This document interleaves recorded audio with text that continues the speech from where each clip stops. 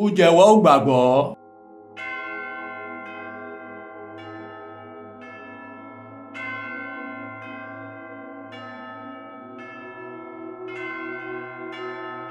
Mo gba Ọlọ́run Olódùmarè gbọ́, ẹlẹ́dàá ọ̀run tó ń táyé. Mo gba Jésù Kristi gbọ́, ọmọ bíbí kan ṣoṣo ti Ọlọ́run Olódùmarè. Ọ̀nira àná oyún rẹ̀ nípasẹ̀ ẹ̀mí mímọ́, rà tó pàṣẹ Màríà wùndíá bí. Ó jìyà lọ́wọ́ Pọ́ntù Pílátù. Ọ̀nira kan máa gbélébù lè kú rà dẹ́sìn. Ó sọ̀kalẹ̀ lọ súpò òkú. Nújọ́ kẹta ó jíǹde kó nókù. Ó lọ sókè ọ̀run. Ó kálẹ̀ sí ọwọ́ ọ̀tún bàbá Olódùmarè. Ó bẹ̀rùn tí má bá láti wá ṣe ìdájọ́ ààyè àti òkú. Mo gbàgbọ́ nínú ẹ̀mí mímọ́.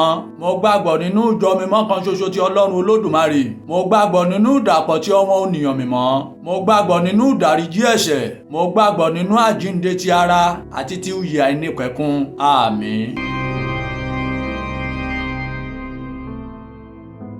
This is Olusegun Ladegbuwa, stretching beyond the temple to reach the lost.